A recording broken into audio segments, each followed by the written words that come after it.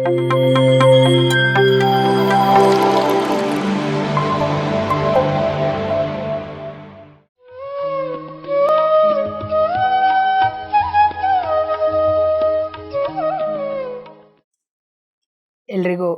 ಪ್ರೀತಿಪೂರ್ವಕ ನಮಸ್ಕಾರಗಳು.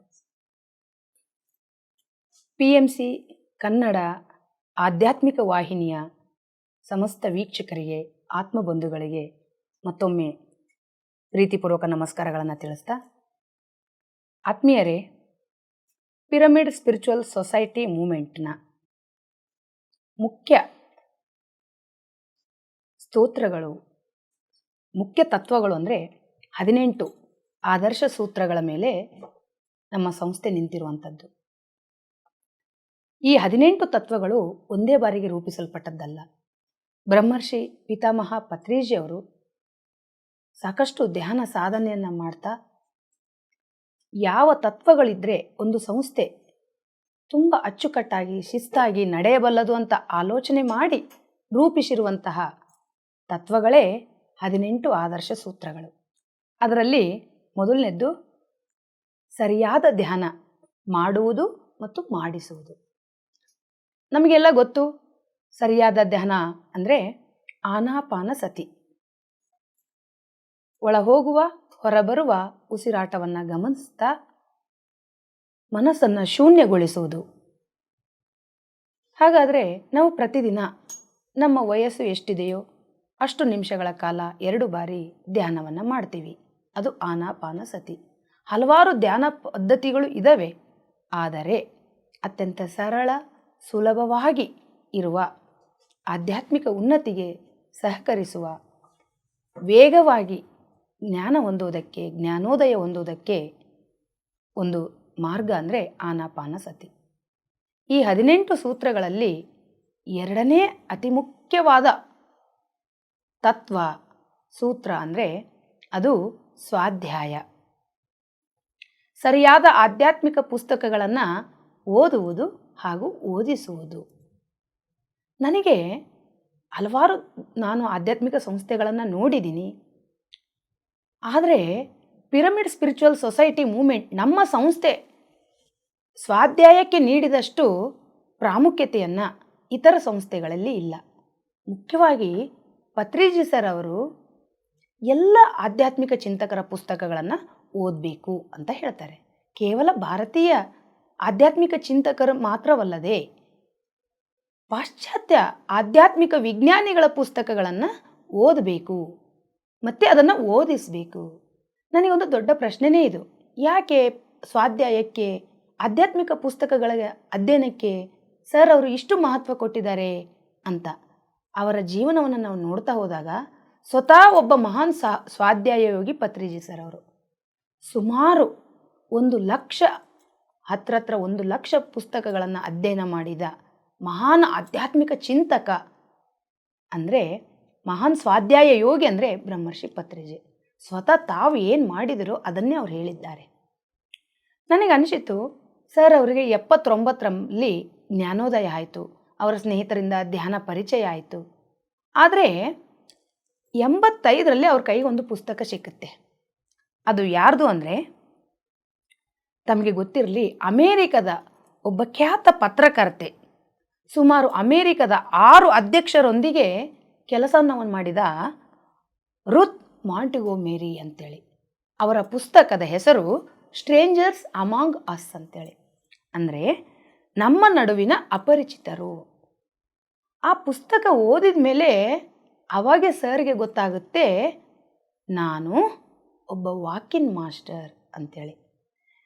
ಈ ವಾಕಿನ್ ಬಗ್ಗೆ ಅಂದರೆ ಪರಕಾಯ ಪ್ರವೇಶ, ಉನ್ನತ ಆತ್ಮಗಳು ವಾಕಿನ್ ಹೇಗೆ ಆಗ್ತವೆ ಅನ್ನೋದ್ರ ಬಗ್ಗೆ ಮೊದಲು ಕೃತಿಯನ್ನು ಬರೆದಂಥವರು ಅಂದರೆ ರುತ್ ಮಾಂಟಿಗೊಮೆರಿ ಅವರು. ಇಂತಹ ನಿಜ ಹೇಳಬೇಕು ಅಂದರೆ ಪತ್ರಿ ಸರ್ ಹೇಳ್ತಾರೆ, PSSMನಲ್ಲಿ ಸುಮಾರು 80ರಷ್ಟು ಮಾಸ್ಟರ್ಗಳು ವಾಕಿನ್ಗಳೇ ಆಗಿದ್ದಾರೆ. ಈ ಭೂಮಿಯ ಮೇಲೆ ಅತಿ ದೊಡ್ಡ ವಾಕಿನ್ ಮಾಸ್ಟರ್ಗಳ ಒಂದು ಸಮುದಾಯ ಅಂದ್ರೆ ಅದು PSSM. ಇವರು ಯಾಕೆ ನಾವು ಅನ್ಕೋತೀವಿ ವಾಕಿನ್ ಮತ್ತು ಬಾರ್ನಿನ್ ಅಂದರೆ ಹುಟ್ಟುವೊಂದಿಗೆ ನಮ್ಮ ಜೊತೆಗಿದ್ದವರು. ಹಾಗಾದರೆ ಯಾವಾಗ ಆ ಪುಸ್ತಕ ಓದಿದ ಮೇಲೆ ಸರಿಗೆ ಗೊತ್ತಾಯಿತು, ಹಾಗಾದರೆ ನಾನು ಅವರಲ್ಲಿ ಬದಲಾವಣೆ ಆಗಿದೆ. ಒಳಗಿನ ಸುಭಾಷ್ ಹೋಗಿ ಪತ್ರಿಜಿ ಬಂದಿದ್ದಾರೆ. ಎಷ್ಟೋ ಬದಲಾವಣೆಗಳು, ಆದರೆ ಅವರಿಗೆ ಗೊತ್ತಾಗಿಲ್ಲ. ಆ ಪುಸ್ತಕ ಓದಿದ ಮೇಲೆ ಸ್ಟ್ರೇಂಜರ್ಸ್ ಅಮಾಂಗ್ ಅಸ್ ಅಂತ ಪುಸ್ತಕ ಓದಿದ ಮೇಲೆ ಗೊತ್ತಾಯಿತು ನಾನು ಒಬ್ಬ ವಾಕಿನ್ ಮಾಸ್ಟರ್ ಅಂತೇಳಿ. ಇನ್ನು ನೆಕ್ಸ್ಟ್ ತಮಗೆ ಗೊತ್ತಿರುವಂಥದ್ದು, ಪಿರಮಿಡ್ ಸ್ಪಿರಿಚುವಲ್ ಸೊಸೈಟಿಯಲ್ಲಿ 3 ಮುಖ್ಯ ನಮ್ಮದು ಉದ್ದೇಶಗಳು, 3 ಮುಖ್ಯ ಗುರಿಗಳು ಅಂದರೆ ಧ್ಯಾನ ಜಗತ್, ಪಿರಮಿಡ್ ಜಗತ್, ಶಾಕಾಹಾರ ಜಗತ್. ಈ ಪಿರಮಿಡ್ ಅನ್ನೋದು ಸರಿಗೆ ಗೊತ್ತಾಗಿರೋದೇ ಪುಸ್ತಕಗಳ ಅಧ್ಯಯನದಿಂದ. ತಮಗೆ ಗೊತ್ತು, 1980ರಲ್ಲಿ ಅವರು the secret powers of pyramid ಅಂತೇಳಿ ಬಿಲ್ ಶುಲ್ಟ್ ಮತ್ತು ಲೆಡ್ ಪಿಟಟ್ ಅನ್ನೋರ ಪುಸ್ತಕವನ್ನು ಓದ್ತಾರೆ. ಆ ಪಿರಮಿಡ್ ಶಕ್ತಿ ಪುಸ್ತಕ ಓದಿದ ಮಾತ್ರಕ್ಕೆ ಅದನ್ನು ಒಪ್ಪಿಕೊಳ್ಳೋದಿಲ್ಲ. ಅದರಲ್ಲಿರುವ ಆ ಶಕ್ತಿಯನ್ನು ಕುರಿತು ಗೊತ್ತಾದ ಮೇಲೆ ಪ್ರಯೋಗಗಳನ್ನು ಮಾಡ್ತಾರೆ. ಟೊಮೆಟೊ ಇಟ್ಟು ಪ್ರಯೋಗ ಮಾಡ್ತಾರೆ, ಬ್ಲೇಡ್ಗಳಿಟ್ಟು ಪ್ರಯೋಗ ಮಾಡ್ತಾರೆ. ಆ ಒಂದು ಆ್ಯಂಗಲ್ ಸರಿಯಾದ ವೈಜ್ಞಾನಿಕ ಕಟ್ಟಡ. ತಮಗೆ ಗೊತ್ತಿರಲಿ, ಪಿರಮಿಡ್ ಅನ್ನೋದು ವೈಜ್ಞಾನಿಕ ಕಟ್ಟಡ. ಹಾಗಾದ್ರೆ ಅದು ಹೇಗೆ ವರ್ಕ್ ಮಾಡ್ತದೆ? ಅವರು ಪ್ರಯೋಗಗಳು ಮಾಡಿದ್ದಾರೆ. ನಿಜ ಹೇಳ್ಬೇಕಂದ್ರೆ ಅವ್ರು ಪ್ರಯೋಗ ಮಾಡಿ ಅದರಲ್ಲಿರುವ ರಹಸ್ಯಗಳು, ಸತ್ಯಾಂಶಗಳನ್ನು ಹೇಳಿದ್ದಾರೆ. ಆದರೂ ನಾವು ಅವ್ರು ಹೇಳಿದ ಮಾತ್ರಕ್ಕೆ ನಾವು ಏಕೆ ಹಾಗೆ ಒಪ್ಪಿಕೊಳ್ಳೋದು ಅಂತೇಳಿ ಸ್ವತಃ ಪಿರಮಿಡ್ಗಳನ್ನು ಮಾಡಿ ಅದನ್ನು ಅದರ ಕೆಳಗೆ ಕೂತು ಧ್ಯಾನ ಮಾಡಿ, ಅದರ ಕೆಳಗಡೆ ಹಣ್ಣು, ತರಕಾರಿ, ಬ್ಲೇಡು ಇಟ್ಟು ಪ್ರಯೋಗ ಮಾಡಿ ಆ ಶಕ್ತಿಯನ್ನು ಅವರು ಅನುಭವಿಸಿ ನಮ್ಮ ಧ್ಯಾನಕ್ಕೆ ಪಿರಮಿಡ್ ಶಕ್ತಿ, ಪಿರಮಿಡನ್ನು ಅಳವಡಿಸ್ತಾರೆ. ನೋಡಿ, ಧ್ಯಾನಕ್ಕೆ ಪಿರಮಿಡ್ಗಳು. ಹಾಗಾದರೆ ಇದು ಕೂಡ ಗೊತ್ತಾಗಿರೋದು ಪತ್ರಿಸರಿಗೆ ಯಾವುದರಿಂದ? ಪುಸ್ತಕಗಳಿಂದ. ಹಾಗಾದರೆ ಅದಕ್ಕಾಗಿಯೇ ಅವರು ಸ್ವಾಧ್ಯಾಯ ಪುಸ್ತಕಗಳ ಓದಬೇಕು ಅನ್ನೋದು. ಇನ್ನೂ ಮುಖ್ಯವಾಗಿ ಹೇಳೋದಾದರೆ 1979ರಲ್ಲಿ ಪತ್ರಿಜಿ ಸರ್ ಅವರಿಗೆ ಒಂದು ಪುಸ್ತಕ ಸಿಗುತ್ತೆ. ಅದು ಲೋಬ್ಸಾಮ್ ರಾಂಪಾ ಅವರ ಯು ಫಾರ್ ಎವರ್ ಅನ್ನೋ ಪುಸ್ತಕ. ಅದು ಓದಿದ ಮೇಲೆ ಕೇವಲ 2 ದಿನದಲ್ಲಿ ಅವ್ರು ಹೇಳ್ತಾರೆ, ನನ್ನ ಆಧ್ಯಾತ್ಮಿಕ ಸಂದೇಹಗಳಿಗೆಲ್ಲ 2 ದಿನಗಳಲ್ಲಿ ಉತ್ತರ ಸಿಕ್ಕಿತ್ತು. ಸುಲಿದ ಬಾಳೆಹಣ್ಣಿನಂತೆ ನನಗೆ ಆಧ್ಯಾತ್ಮಿಕ ವಿಷಯಗಳನ್ನು ಅರ್ಥ ಮಾಡಿಸಿದ ಪುಸ್ತಕ ಅಂದರೆ ಯು ಫಾರ್ ಎವರ್. ನೋಡಿ, ಅದು ಈಗ ಕನ್ನಡದಲ್ಲಿ ನೀನೇ ಶಾಶ್ವತ ಅನ್ನೋ ಒಂದು ಹೆಸರಿನಲ್ಲಿ ಇದೆ. ಅಂದರೆ ಈ ಪುಸ್ತಕದ ನಂತರ ನಾನು ಜ್ಞಾನೋದಯ ಹೊಂದಿದೆ, ನನ್ನ ಜೀವನದ ವ್ಯಕ್ತಿತ್ವವನ್ನೇ ಬದಲಾಯಿಸಿದ ಪುಸ್ತಕ ಅಂತ ಪತ್ರಿ ಸರ್ ಅವ್ರು ಹೇಳ್ತಾರೆ. ಹಾಗಾದರೆ ಅಂಥ ಮಹಾನ್ ವ್ಯಕ್ತಿಗಳು ಒಂದೊಂದು ಪುಸ್ತಕ ಓದಿದಾಗಲೂ ಪತ್ರಿಜಿ ಸರ್ ಎಷ್ಟು ಖುಷಿಯನ್ನು ಪಡ್ತಾಯಿದ್ರು, ಎಷ್ಟು ಆನಂದ ಪಡ್ತಾಯಿದ್ರು ಅಂದರೆ, ಮತ್ತು ಆ ಜ್ಞಾನವನ್ನು ಎಲ್ಲರೂ ಹಂಚಿಕೊಳ್ಳೋದು ನಮಗೆ. ಅದಕ್ಕೆ ನನಗೆ ಇಷ್ಟು ಖುಷಿ ಆಗ್ತಾಯಿತ್ತು. ನಾನು ಒಂದು ಹಂತದಲ್ಲಿ ಪುಸ್ತಕಗಳು ಓದುವ ಹವ್ಯಾಸದಿಂದನೇ ನಾನು ಹೊರಗೆ ಬಂದಿದ್ದೆ. ಆಯಿತು, ಓದಿದ್ದೆ ಭಾಳ ಆಯಿತು ಅಂತ ಅನ್ನೋ ಥರ, ಎಲ್ಲ ಗೊತ್ತಿದೆ ಅನ್ನೋ ಒಂದು ಅಹಂಕಾರ ಥರ. ಆದರೆ ಯಾವಾಗ ಪತ್ರಿಜಿ ಸರ್ ನಾನು PSSMಗೆ ಬಂದು ಧ್ಯಾನ ಮಾಡೋಕ್ಕೆ ಶುರು ಮಾಡಿದ್ನೋ, ನನ್ನ ಓದುವ ಹವ್ಯಾಸ ಮತ್ತೆ ಆರಂಭ ಆಯಿತು. ಹೊಸ ವಿಷಯಗಳು, ಎಷ್ಟು ಜ್ಞಾನ ಇದೆ PSSMನಲ್ಲಿ ಅಂದರೆ ಸಾಗರದಷ್ಟು ಜ್ಞಾನ ಇದೆ. ನಾವು ತಿಳ್ಕೊಂಡಿರೋದು ಜಸ್ಟ್ ಸಾಸಿವೆ, ಒಂದು ಹನಿ ಅಷ್ಟೇ. ಇನ್ನೂ ಹೆಚ್ಚು ತಿಳ್ಕೋಬೇಕು. ಪತ್ರಿ ಸರ್ ಅವ್ರು ಹೇಳ್ತಾರೆ, ಯಾರ ಪುಸ್ತಕಗಳನ್ನು ಓದಬೇಕು ಅಂತ ಅವ್ರು ಹೇಳ್ತಾರೆ. ಸ್ವಾಧ್ಯಾಯದಲ್ಲಿ ಯೋಗಾನಂದ ಪರಮಹಂಸರ ಯೋಗಿ ಆತ್ಮಕಥೆ ಓದ್ರಿ, ಸ್ವಾಮಿ ರಾಮ ಅವರ ಹಿಮಾಲಯದ ಯೋಗಿಗಳ ಸನ್ನಿಧಿಯಲ್ಲಿ ಪುಸ್ತಕ ಓದ್ರಿ, ಓಶೋ ಅವರ ಪುಸ್ತಕಗಳನ್ನು ಓದ್ರಿ, ಲೋಬ್ಸಾಮ್ ರಾಂಪಾ ಅವರ ಪುಸ್ತಕಗಳನ್ನು ಓದ್ರಿ, ಕಾರ್ಲೋಸ್ ಕಾಸ್ಟನಾಡ ಅವರ ಪುಸ್ತಕಗಳನ್ನು ಓದ್ರಿ, Annie Besant, Leadbeater, Deepak Chopra, Richard Bach, Jane Robert, Torkom Saraydarian, Khalil Gibran, Linda Goodman, Barbara Marciniak, Mikhail Naimy, Sylvia Browne, ಎಲ್ಲರೂ ಪುಸ್ತಕ ಓದ್ರಿ ಅಂತಾರೆ. ಶಿರ್ಲಿ ಮ್ಯಾಕ್ಲಿನ್. ನನಗೆ ಈ ಪುಸ್ತಕ ಹೆಸರೇ ಕೇಳಿಲ್ಲ. ಇವ್ರ ಪುಸ್ತಕ ಇನ್ನು ಓದೋದು ಎಲ್ಲಿಂದ ಬಂತು? ಆಮೇಲೆ ಅವೆಲ್ಲ ಇಂಗ್ಲೀಷ್ನಲ್ಲಿರೋ ಪುಸ್ತಕ, ನಮಗೆ ಅರ್ಥನೂ ಆಗಲ್ಲ, ಓದುವ ಇಂಗ್ಲೀಷ್ ಬರೋದೇ ಇಲ್ಲ. ಹೆಂಗಪ್ಪ? ನನಗೆ ಬಂದಿರೋ ಒಂದೇ ಆಲೋಚನೆ, ಅಷ್ಟೆಲ್ಲ ಪುಸ್ತಕಗಳು, ಎಲ್ಲರದ್ದು ಪುಸ್ತಕ ಓದಿ ಪತ್ರಿಜಿ ಸರು ಆ ಎಲ್ಲ ಪುಸ್ತಕಗಳ ಸಾರಾಂಶವನ್ನು ನಮಗೆ ಅವರ ಪುಸ್ತಕಗಳಲ್ಲಿ ಕಟ್ಟಿಕೊಟ್ಟಿದ್ದಾರೆ. ತುಂಬ ಈಜಿ ಆಯ್ತು ನನಗೆ. ತುಳಸಿದಳ 1, ತುಳಸಿದಳ 2 ಏನಿದೆ? ನಮ್ಮಂಥ ಸೋಮಾರಿಗಳಿಗೆ ಪುಸ್ತಕಗಳನ್ನು ಓದೋದಕ್ಕೆ ಸಮಯ ಇಲ್ಲ ಅಂತ ಹೇಳೋದಾಗೆ ನಾನು ಮೊದಲು ಹೇಳೋದು ಒಂದೇ ಮಾತು, ಇಷ್ಟೂ ಜನರ ಪುಸ್ತಕಗಳು ಓದೋಕ್ಕಾಗೋದಿಲ್ವ ಅಲ್ವಾ? ಕೊನೆ ಪಕ್ಷ ನಾವು ಪತ್ರಿಜಿಯವರು ಬರೆದ ಪುಸ್ತಕಗಳನ್ನು ಓದಿಬಿಟ್ರೆ ಈ ಎಲ್ಲ ಮಹನೀಯರ ಬಗ್ಗೆ ಓದಿದಂತೆಯೇ ಆಗುತ್ತದೆ. ಇವರು ಎಷ್ಟೋ ಪುಸ್ತಕಗಳನ್ನು ಸರ್ ಅವರು ಅಧ್ಯಯನ ಮಾಡಿ PSS ಅನ್ನೋ ಪಿರಮಿಡ್ ಮಾಸ್ಟರ್ಗಳಿಗೆ ಅದರಲ್ಲಿರುವ ಅಗತ್ಯ ಅಂಶಗಳು, ಆಧ್ಯಾತ್ಮಿಕ ವಿಚಾರಗಳನ್ನು ಇನ್ನೂ ಸುಲಭವಾಗಿ ಜೀರ್ಣವಾಗುವಂತೆ, ಅರ್ಥ ಮಾಡಿಕೊಳ್ಳುವಂತೆ ನಮಗೆ ಕಟ್ಟಿಕೊಟ್ಟಿದ್ದಾರೆ ಪತ್ರಿಜಿಯವರು. ನಾನು ಫಸ್ಟಿಗೆ ಪತ್ರಿಜಿ ಸರ್ ಅವರು ಸಣ್ಣ ಸಣ್ಣ ಬುಕ್ ಇದ್ದಾವೆ, ನಿಮಗೆ ಹೇಳ್ತೀನಿ, ತುಂಬ ಚಿಕ್ಕ ಚಿಕ್ಕದು. ಅದು ಅದರಲ್ಲಿ ಮೊದಲನೇದ್ದು ಆನಾಪಾನ ಸತಿ. ನಿಮಗೆ ಎಷ್ಟೋ ಡೌಟು, ಆರಂಭಿಕರು ಫಸ್ಟು ಧ್ಯಾನಕ್ಕೆ ಬಂದಿರ್ತಾರೆ, ಮೇಡಮ್ ಹೆಂಗೆ ಕೊಡ್ಬೇಕ್ರಿ, ಯಾವಾಗ ಕೊಡ್ಬೇಕ್ರಿ, ಎಷ್ಟೊತ್ತು ಕೊಡ್ಬೇಕ್ರಿ, ಇಷ್ಟು ಡೌಟ್ ಇದಾವಲ್ಲ. ಮನುಷ್ಯನ ಮನಸ್ಸೇ ಹಾಗೆ, ತುಂಬ ಪ್ರಶ್ನೆಗಳು. ಅದು ಆನಾಪಾನ ಸತಿ ಧ್ಯಾನ ಏಕೆ, ಹೇಗೆ, ಎಲ್ಲಿ, ನಿಮಗೆ ಎಷ್ಟು ಪ್ರಶ್ನೆಗಳಾದರೂ ಇರಲಿ, ಅದೊಂದು ಚಿಕ್ಕ ಪುಸ್ತಕ ಓದಿದರೆ ಸಾಕು, ನಮ್ಮ ಎಲ್ಲ ಸಂದೇಹಗಳು ಪರಿಹಾರ ಆಗ್ತವೆ. ಇನ್ನು ಎರಡನೇದ್ದೇ ಸರ್ ಅವರು ಧ್ಯಾನದ ಲಾಭಗಳು. ನಾವು ಏನೇ ಮಾಡಬೇಕಾದ್ರೂ ನಮಗೆ ಲಾಭ ಬೇಕಪ್ಪ. ಸುಮ್ಮನೆ ಧ್ಯಾನ ಮಾಡು ಅಂದರೆ ನಾವು ಹೆಂಗೆ ಮಾಡ್ತೀವಿ? ನನಗೆ ಮೊದಲು ಧ್ಯಾನ ಪರಿಚಯ ಆದಾಗ, ಓಕೆ ಮೇಡಮ್ ಧ್ಯಾನ ಮಾಡೋದು ಹೇಳಿದ್ರಿ, ಯಾಕೆ ಮಾಡಬೇಕು, ನನಗೇನು ಲಾಭ ಅದರಿಂದ ಅಂತ ನಾನು ಕೇಳಿದ್ದು. ಹಾಗಾದರೆ ದೈಹಿಕ ಆರೋಗ್ಯ ಮೊದಲನೇದ್ದಿದ್ದು. ಶಾರೀರಿಕ ಆರೋಗ್ಯ, ನಾವು ತಲೆನೋವಿನಿಂದ ಕ್ಯಾನ್ಸರ್ನ ಕಳ್ಕೊತೀವಿ, ಓಕೆ. ಮಾನಸಿಕ ಶಾಂತಿ, ಆತ್ಮವಿಶ್ವಾಸ, ಏಕಾಗ್ರತೆ, ನೆನಪಿನ ಶಕ್ತಿ, ಆರ್ಥಿಕ ಸಮೃದ್ಧಿ, ಸಂಬಂಧ ಬಾಂಧವ್ಯ ವೃದ್ಧಿ, ಇವಲ್ಲದೆ ಇನ್ನೂ ಹೇಗೆ ಲಾಭಗಳನ್ನು ತಾವು ತೆಗೆದುಕೊಳ್ಬೋದು. ಕೇವಲ ವಿದ್ಯಾರ್ಥಿಗಳಿಗೆಲ್ಲ, ಗೃಹಿಣಿಯರಿಗೆಲ್ಲ, ಒಬ್ಬ ಉದ್ಯೋಗದಲ್ಲಿರೋರಿಗೆ ಮಾತ್ರ ಅಲ್ಲ, ಪ್ರತಿಯೊಬ್ಬರಿಗೂ ಧ್ಯಾನ ಅಗತ್ಯವಿದೆ. ಒಬ್ಬ ಸಾಮಾನ್ಯ ವ್ಯಕ್ತಿಯಿಂದ ಪ್ರಧಾನಮಂತ್ರಿ, ರಾಷ್ಟ್ರಪತಿಯವರೆಗೂ ಪ್ರತಿಯೊಂದು ಉದ್ಯೋಗದಲ್ಲಿದ್ದವರು ಧ್ಯಾನ ಮಾಡಬೇಕು. ಸವಿಸ್ತಾರವಾಗಿ ಅದರ ಲಾಭಗಳನ್ನು ಯಾವ ರೀತಿ ನಾವು ಅನುಭವಿಸ್ತೀವಿ ಅನ್ನೋದನ್ನ ಧ್ಯಾನದ ಲಾಭಗಳು ಪುಸ್ತಕದಲ್ಲಿ ತುಂಬ ಚಿಕ್ಕದು, ನಾವು 1 ಗಂಟೆಯಲ್ಲಿ ಮುಗಿಸ್ಬೋದು ಆ ಪುಸ್ತಕ. ನೆಕ್ಸ್ಟು ಸುಮಾರು ಜನ ಹೇಳ್ತಾರೆ, ಮೇಡಮ್ ನಾನು ಧ್ಯಾನ ಕೊಡ್ತೀನಿ, ಕಣ್ಣಲ್ಲಿ ನೀರು ಬರುತ್ತೆ, ತಲೆ ಭಾರ ಆಗುತ್ತೆ, ಏನೇನೋ ಕಾಣಿಸುತ್ತೆ. ಹೌದು ನಿಜ, ಆದರೆ ಯಾಕೆ ಗಾಬರಿ ಆಗ್ತೀರಿ? ನಾನು ಮೊನ್ನೆ ಒಬ್ಬರು ಕಡತಲ್ನಲ್ಲಿ ಬಂದರು, ಮೇಡಮ್ ನನಗೆ ಹಂಗಾಗ್ತಾಯಿದೆ, ಹಿಂಗಾಗ್ತಾಯಿದೆ, ನಿಮಗೆ ಹೆಂಗೆಂಗೋ ಆಗ್ತಾಯಿದೆ ಅಲ್ಲ, ಸುಮ್ಮನೆ ಇದೊಂದು ಬುಕ್ ಓದ್ರಿ ಅಂತೇಳಿ ಅಲ್ಲೇ ಸ್ಟಾಲ್ನಲ್ಲಿ ಕೂಡಿಸಿ ಧ್ಯಾನಾನುಭವಗಳು ಅಂತ ಬುಕ್ ಕೊಟ್ಟೆ. ಅಷ್ಟು ಓದಿ ಈಗ ಹೇಳ್ರಿ ನಿಮ್ಮ ಡೌಟ್. ಇಲ್ಲ ಮೇಡಮ್ ಎಲ್ಲ ಸಂದೇಹಗಳು ಪರಿಹಾರ ಆಯಿತು. ಧ್ಯಾನದಿಂದ ನಮಗೆ ಏನೇನು ಅನುಭವಗಳಾಗುತ್ತೆ ಧ್ಯಾನದಲ್ಲಿ ಕೂತಾಗ, ಅದೊಂದು ಚಿಕ್ಕ ಪುಸ್ತಕ. ಅದು ಓದಿದರೆ ನೀವು ಆ್ಯಕ್ಚುಲಿ ಓದೋಕ್ಕೆ ಕೂತ್ರೆ ನಿಮಗೆ ಊಟನೂ ಬೇಕನ್ಸೋದಿಲ್ಲ, ಅದು ಓದಿಸ್ಕೊಂಡು ಹೋಗುತ್ತೆ, ಪುಸ್ತಕ ತಾನಾಗೇ ಓದಿಸ್ಕೊಂಡು ಹೋಗುತ್ತೆ. ಅಷ್ಟು ಅದ್ಭುತವಾಗಿ ಪತ್ರಿಜಿ ಸರ್ ಅವರು ಅಷ್ಟು ಸುಲಭವಾಗಿ ಬರೆದಿದ್ದಾರೆ.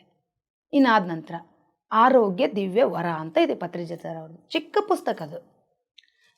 ನನಗೆ ಪ್ರಶ್ನೆ, ನಾನು ಕಣ್ಣು ಮುಚ್ಕೊಂಡು ಕೊಡ್ತೀನಿ, ತಲೆನೋವು ಹೆಂಗೆ ಹೋಗುತ್ತೆ? ನನ್ನ ಪ್ರಶ್ನೆ ಇದು. ನಾನು ಕಣ್ಣು ಮುಚ್ಕೊಡ್ತೀನಿ, ನನ್ನ ಭಯ, ನನ್ನೊಳಗಿನ ಅಹಂಕಾರ, ದುಃಖ ಹೇಗೆ ಹೋಗುತ್ತೆ? ಇದು ನನ್ನ ಪ್ರಶ್ನೆ. ಆದರೆ ಆರೋಗ್ಯ ದಿವ್ಯ ವರದಲ್ಲಿ ಇಷ್ಟು ವೈಜ್ಞಾನಿಕವಾಗಿ ವಿವರಣೆಯನ್ನು ಕೊಡ್ತಾ ಹೋಗ್ತಾ ಇದ್ದಾರೆ.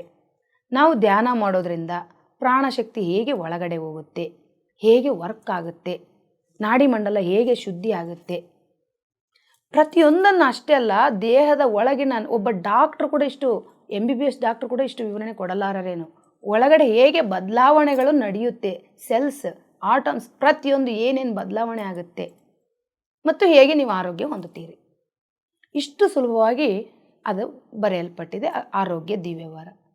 ಇನ್ನು ಅದಾದಮೇಲೆ ನಾವು ಕೇವಲ ಆರೋಗ್ಯ ಅಲ್ಲ, ಆನಂದ ಸ್ಥಿತಿಗೆ ತಲುಪಬೇಕು. ಆರೋಗ್ಯ ಇದ್ದರೆ ಆನಂದವಾಗಿ ಇರ್ತೀವಿ, ನಿಜ, ಎಲ್ಲ ರೀತಿಯ ಆರೋಗ್ಯ. ಸ್ವಾಮಿ ವಿವೇಕಾನಂದರು ಹೇಳ್ತಾರೆ, ಧ್ಯಾನ ಅನಂತ ಆನಂದಕ್ಕೆ ಹೆಬ್ಬಾಗಿಲು. ಹಾಗಾದರೆ ಪತ್ರಿ ಸರ್ ಅವರು ಆನಂದೋ ಬ್ರಹ್ಮ ಅಂತ ಒಂದು ಪುಸ್ತಕ ಇದೆ, ಚಿಕ್ಕದು. ಎಷ್ಟು ಆನಂದ ಸ್ಥಿತಿಯಲ್ಲಿ ಇರ್ತೀವಿ ಆಫ್ಟರ್ ಎನ್ಲೈಟ್ಮೆಂಟು, ಅದೊಂದು ಪುಸ್ತಕ ಇದೆ, ಎನ್ಲೈಟ್ಮೆಂಟ್. ಯಾವುದು ಎನ್ಲೈಟ್ಮೆಂಟ್?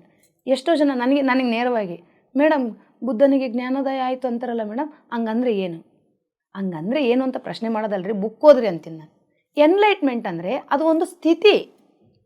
ಅದು ಆಮೇಲೆ ಅದು ಕೂಡ ಈಗ ನಾನು ಪರ್ಸೆಂಟೇಜ್, ನಾವು ಧ್ಯಾನ ಮಾಡಿದಂತೆ, ಅಧ್ಯಯನಗಳು, ಸ್ವಾಧ್ಯಾಯ ಮಾಡಿದಂತೆ ನಮ್ಮ ಎನ್ಲೈಟ್ಮೆಂಟ್ನ ಲೆವೆಲು ಹೆಚ್ಚಾಗ್ತಾ ಹೋಗ್ತದೆ. ಹಾಗಾದರೆ ಯಾವುದು ಎನ್ಲೈಟ್ಮೆಂಟು, ಯಾವುದು ಜ್ಞಾನೋದಯವಲ್ಲದ ಸ್ಥಿತಿ? ನಮ್ಮ ಮಾತು, ನಮ್ಮ ಕೃತಿ, ನಮ್ಮ ಆಚರಣೆ ಹೇಗಿರಬೇಕು, ಪ್ರತಿಯೊಂದರಲ್ಲೂ ನಮ್ಮ ಎನ್ಲೈಟ್ಮೆಂಟ್ ಅನ್ನೋದು ನಮ್ಮ ನಡವಳಿಕೆಯಲ್ಲಿ, ನಮ್ಮ ವ್ಯಕ್ತಿತ್ವ, ನಮ್ಮ ಮಾತಿನಲ್ಲಿ, ಪ್ರತಿಯೊಂದು ಹಂತದಲ್ಲಿ ಅದು ವ್ಯಕ್ತಪಡಿಸಲ್ಪಡ್ತಿರ್ತದೆ. ಆ ಪುಸ್ತಕ ಕೂಡ ಪತ್ರಿಜಿ ಸರ್ ಅವರು ತುಂಬ ಚಿಕ್ಕದಾದರೂ ಅಷ್ಟು ಒಳ್ಳೆಯ ಜ್ಞಾನವನ್ನು ಕೊಡುವಂಥ ಪುಸ್ತಕ. ಇನ್ನು ಅದಾದ ನಂತರ ಮಾನವ ಸೇವೆಯೇ ಮಾಧವ ಸೇವೆ. ಅದಾದ ನಂತರ ಪಿರಮಿಡ್ ಜ್ಞಾನ ನವರತ್ನಗಳು ಅಂತ ಪುಸ್ತಕ ಇದೆ. ಇದೇನಪ್ಪ, ನಾವು ನವರತ್ನಗಳಂದ್ರೆ ನಾವೇನು ಅಂದ್ಕೊಂಡಿವಿ, ಪಚ್ಚೆ ಮರ್ಕತ ಅವೇನೇನೋ ಕೈಯಲ್ಲಿ ಉಂಗುರಗಳು ಮಾಡಿ ಹಾಕೋತೀವಿ, ಅವು ನವರತ್ನಗಳು ಅಂದ್ಕೊಂಡಿವಿ. ಆದರೆ ಹವಳ, ಮುತ್ತು, ವಜ್ರ ಇವನ್ನ ಅಂದ್ಕೊಂಡಿದ್ದೀವಿ. ಆದರೆ ಪತ್ರಿಜಿ ಸರ್ ಅವರು ಕೊಟ್ಟಿರೋ ನವರತ್ನಗಳು ಇಷ್ಟು ಚೆನ್ನಾಗಿದೆ. ಮೊದಲನೇದ್ದೇ ನಾನೇ ಎಲ್ಲ. ಇದೇನಪ್ಪ ನಾನು ಎಲ್ಲ ಹೆಂಗಾಗ್ತದೆ? ಅದನ್ನೇ ಶಂಕರಾಚಾರ್ಯರು ತುಂಬ ಅದ್ವೈತ ಸಿದ್ಧಾಂತ, ಎಲ್ಲ ನಾನೇ, ನಾನೇ ಎಲ್ಲ. ಇಷ್ಟು ಅದ್ಭುತವಾಗಿದ್ದು ಮೊದಲನೇ ನವರತ್ನ. ಎರಡನೇದ್ದು ಜೀವವೇ ದೇವರು. ಒಳಗಡಿರುವ ಈ ಜೀವವೇ ದೇವರು, ಈ ದೇಹವೇ ದೇವಾಲಯ. ಇದನ್ನು ಬಸವಣ್ಣನವರು ಹೇಳಿದ್ದಾರೆ. ಎನ್ನ ಕಾಲೇ ಕಂಬ, ಶಿರವೇ ಹೊನ್ನ ಕಳಸ, ದೇಹವೇ ದೇವಾಲಯ ಅಂತೇಳಿ. ಹಾಗಾದರೆ ಹೇಗೆ ಈ ದೇಹ ದೇವಾಲಯ ಆದಮೇಲೆ ಒಳಗಿರುವ ಜೀವವೇ ದೇವರು? ಎಷ್ಟು ಸರಳವಾಗಿದೆ ನೋಡಿರಿ ಆಧ್ಯಾತ್ಮಿಕ ಚಿಂತನೆ. ನೆಕ್ಸ್ಟು ಶ್ವಾಸವೇ ಗುರು. ಇಲ್ಲಿ ಗುರು ಹೊರಗಡೆ ಇಲ್ಲ. ಅದಕ್ಕೆ ಪತ್ರಿಸರು ಪದೇ ಪದೇ ಹೇಳ್ತಾ ಇದ್ರು, ನಾನು ನಿಮ್ಮ ಗುರು ಅಲ್ಲ, ನಿಮ್ಮ ಶ್ವಾಸವೇ ನಿಮ್ಮ ಗುರು. ನನ್ನ ಪಾದ ಹಿಡ್ಕೋಬೇಡಿ, ನನ್ನ ಪದಗಳನ್ನು ಮಾತ್ರ ಹಿಡ್ಕೊಳ್ಳಿ. ಎಲ್ಲಿ ಸಿಗ್ತಾರೆ ಇಂಥ ಗುರು? ಅದಕ್ಕೆ ಸಮಯವೇ ಸಾಧನ. ಕೆಲವರು ಸ್ವಲ್ಪ ಹೊತ್ತು ಮಾಡಿಬಿಡ್ತಾರೆ ಟೈಮು. ಮೇಡಮ್ ನಾನು 1 ತಾಸು ಮಾಡಿದೆ, ಮೇಡಮ್ ನಾನು ಅರ್ಧ ತಾಸು ಮಾಡಿದೆ. ಸಮಯ ಇಟ್ಕೊಂಡು ಮಾಡೋದಂತಲ್ಲ, ಆ ಸಮಯದಲ್ಲಿ ನಾವು ಕಳೆದೋಗ್ತೀವಿ. ಸಮಯ ಗೊತ್ತೇ ಆಗಬಾರ್ದು. ಅದೇ ಸಮಯ, ನಾವೆಷ್ಟು ಸಮಯ ಧ್ಯಾನ ಮಾಡ್ತೀವೋ ಅದೇ ಸಾಧನ. ನೆಕ್ಸ್ಟು ಸಹನೆಯೇ ಪ್ರಗತಿ. ನನಗೆ ಸಹನೆ ತುಂಬ ಕಡಿಮೆ ಇತ್ತು, ಓಕೆ.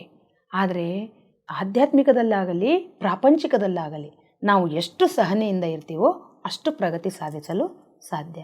ಆದರೆ ಇತ್ತೀಚೆಗೆ ಸಹನೆ ಇಲ್ಲ, ಎಲ್ಲವಕ್ಕೂ ಧಾವಂತ. ಅದಕ್ಕೆ ನಾವು ಪಿರಮಿಡ್ ಧ್ಯಾನ ನವರತ್ನಗಳನ್ನು ಓದಿದರೆ ಒಂದು ಇಷ್ಟು ಜ್ಞಾನ ಬರುತ್ತೆ. ಪಿರಮಿಡ್ ಜ್ಞಾನ ನವರತ್ನಗಳು, ಅದರಲ್ಲಿ ಅನುಭವವೇ ಜ್ಞಾನ. ನಾವೀಗ ಪುಸ್ತಕ ಓದ್ತೀವಿ ನಿಜ, ಎಷ್ಟೇ ಓದಿದ್ರು ಅದು ಹೊರಗಡೆ ಧ್ಯಾನ, ಸ್ವತಃ ನಾವು ಅನುಭವಿಸ್ತೀವಿ ಅವನ್ನೆಲ್ಲನ. ಅದಕ್ಕೆ ಅನುಭವವೇ ಜ್ಞಾನ. ಈಗ ನನಗೆ ಬೇರೆಯವರು ಬುದ್ಧದ ಒಂದು ಮಾತು ಇದೆ.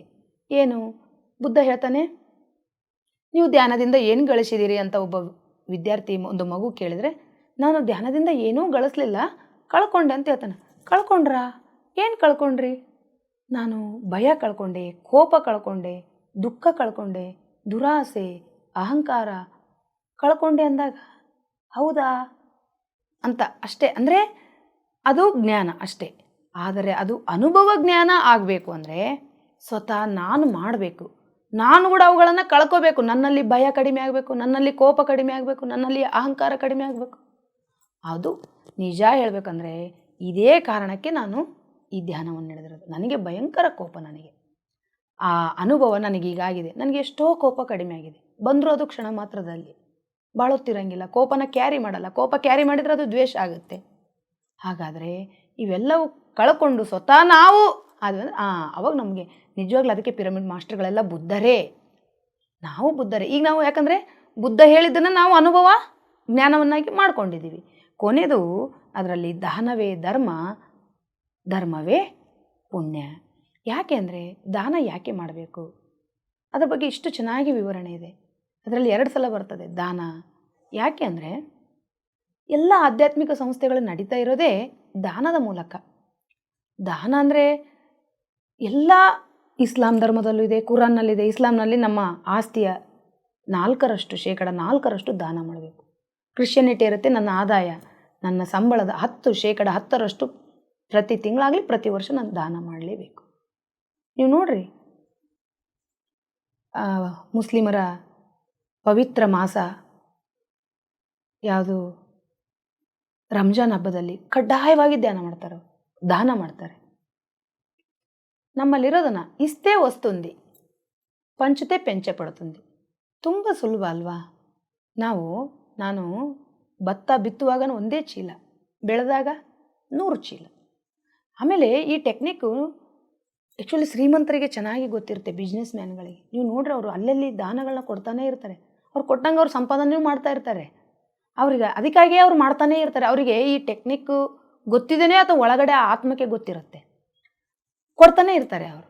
ಆದ್ದರಿಂದ ಹೀಗೆ ಒಂದೊಂದು ಪುಸ್ತಕವು ಪತ್ರಿಜಿಯವರ ಒಂದೊಂದು ಪುಸ್ತಕ ಕೂಡ ಭಾಳ ಭಾಳ ಅದ್ಭುತವಾದ ಪುಸ್ತಕಗಳು. ಇನ್ನು ಅವ್ರದ್ದು ಒಂದು ಪುಸ್ತಕ ಇದೆ, ವಾಕ್ಕ್ಷೇತ್ರ. ನೀ ಹೇಗೆ ಮಾತಾಡಬೇಕು, ಮಾತು ರಾಮಬಾಣ. ರಾಮನ ಬಾಣ ಏನಾಯಿತು? ತಪ್ಪಲಿಲ್ಲ, ಗುರಿ ತಪ್ಪಲಿಲ್ಲ. ಹಾಗೆಯೇ ನಮ್ಮ ಮಾತು ರಾಮಬಾಣ ಆಗಬೇಕು. ನಾವು ಅಂದ ಮಾತು ಅಷ್ಟು ಶಕ್ತಿ ಇರುತ್ತೆ. ಹಿಂದೆ ಋಷಿಮುನಿಗಳು ನೋಡ್ರಿ, ಅವ್ರು ಕೊಟ್ಟರೆ ಶಾಪ, ಅವ್ರು ಹೇಳಿದ್ದು ಏನು ಒಂದು ಕೊಟ್ಟರೆ ವರ ಶಾಪ. ಯಾಕೆ ಅಂದ್ರೆ ಮಾತಿಗೆ ಶಕ್ತಿ ಬಂದಿರುತ್ತೆ. ನಿನಗೆ ವ್ಯರ್ಥ ಮಾತುಗಳನ್ನು ಆಡಬೇಡ. ಪತ್ರಿ ಸರ್ ಅವರು ಅದಕ್ಕೆ ಬಾಯಿ ಮುಚ್ಚಿಕೊಂಡಿರೋ, ಆಡಿದರೆ ಸತ್ಯವಾದ ಮಾತುಗಳು ಆಡಬೇಕು, ಇಲ್ಲಾಂದರೆ ಬಾಯಿ ಮುಚ್ಚಿಕೊಂಡಿರ್ಬೇಕು. ಯಾಕೆಂದರೆ ಮಾತಿಗೆ ಭಾಳ ಶಕ್ತಿ ಇದೆ. ಮಾತಿನ ಮೂಲಕ ಎನರ್ಜಿ ಹೋಗ್ತಾ ಇರುತ್ತೆ. ಎನರ್ಜಿಯನ್ನು ಕಳ್ಕೋಬೇಡಿ, ಶಕ್ತಿಯನ್ನು ಅಪವ್ಯಯ ಮಾಡಬೇಡಿ, ಏನೇನೋ ಮಾತಾಡಬೇಡಿ, ಗಾಸಿಪ್ ಮಾತಾಡಬೇಡಿ. ಹೇಗೆ ಮಾತಾಡಬೇಕು, ನಿಜ ವಾಕ್ಕ್ಷೇತ್ರ ಒಂದು ಪುಸ್ತಕ ಓದಿದರೆ ನಮ್ಮ ಮಾತಿನ ಶೈಲಿಯೇ ಬದಲಾಗುತ್ತೆ. ಹಾಗಿದೆ ಆ ಪುಸ್ತಕ. ಆದ್ದರಿಂದ ಪತ್ರಿಜಿ ಸರ್ ಅವರ ಪ್ರತಿಯೊಂದು ಪುಸ್ತಕ, ಅವ್ರದ್ದೊಂದು ಚಿಕ್ಕ ಪುಸ್ತಕ ಇದೆ, ಮುಕ್ತಿ ಮಾರ್ಗ ಅಂತೇಳಿ. ಇನ್ನೊಂದು, ನನಗೆ ಈಗ ಶಂಕರಾಚಾರ್ಯರ ಭಜಗೋವಿಂದ ಓದಷ್ಟು ನನಗೆ ಸಮಯ ಇಲ್ಲ. ಸುಲಭ ರೀ. ಪತ್ರಿ ಸರ್ ಅವರು ಇಡೀ ಶಂಕರಾಚಾರ್ಯರ ಅಧ್ಯಯನ ಮಾಡಿ ನಮಗೆ ಭಜಗೋವಿಂದಂ ಅಂತ ಒಂದು ಸಣ್ಣ ಬುಕ್ ಕೊಟ್ಟಿದ್ದಾರೆ. ಸಾಕಲ್ಲ ಆ ಪುಸ್ತಕ ಓದಿದರೆ ನಮಗೆ ಶಂಕರಾಚಾರ್ಯರು ಅರ್ಥ ಆಗ್ತಾರೆ. ಅವರ ಸಿದ್ಧಾಂತ, ಅದ್ವೈತ ಎಲ್ಲವೂ ಅರ್ಥ ಆಗುತ್ತೆ.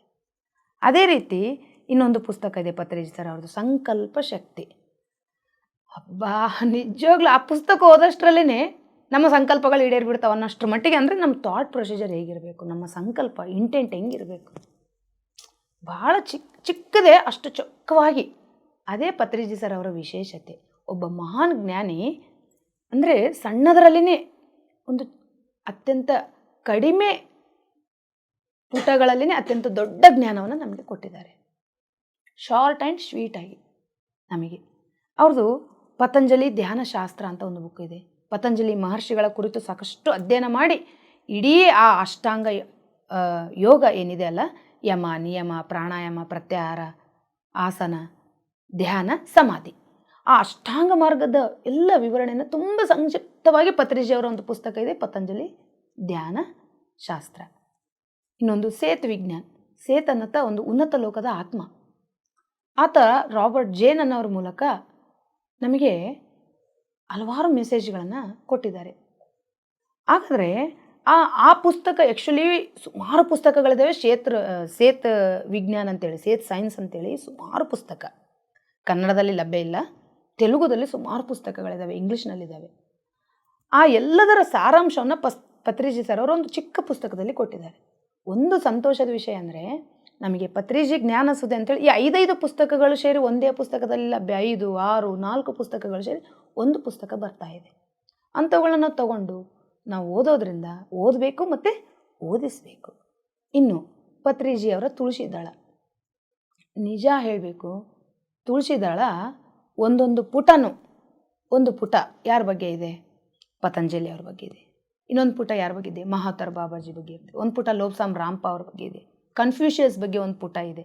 ಹೀಗೆ ಇಡೀ ತುಳಸಿದಳ 1 ಮತ್ತು 2 ಅವರು ಯಾವ ಆಧ್ಯಾತ್ಮಿಕ ಚಿಂತಕರ ಬಗ್ಗೆ ಓದಿದಾರಲ್ಲ, ಸೇತ್ ಮಾಸ್ಟರ್ ಅವ್ರದ್ದೇ ಒಂದು ಪುಟ, ಕೃಷ್ಣಂದೇ ಒಂದು ಪುಟ, ಜೀಸಸ್ ಅವ್ರದ್ದೇ ಒಂದು ಪುಟ, ಹೀಗೆ ಕಬೀರರದು ಒಂದು ಪುಟ, ಶಂಕರಾಚಾರ್ಯರದು ಒಂದು ಪುಟ, ರಮಣ ಮಹರ್ಷಿಗಳಿಗೆ ಒಂದು ಪುಟ. ಅಂದರೆ ಆ ಎಲ್ಲ ಮಹನೀಯರ ಒಟ್ಟು ಜೀವನದ ಸಂದೇಶ, ಆಧ್ಯಾತ್ಮಿಕ ಸಂದೇಶಗಳ ಸಾರ ಸಂಗ್ರಹವೇ ತುಳಸಿದಳ.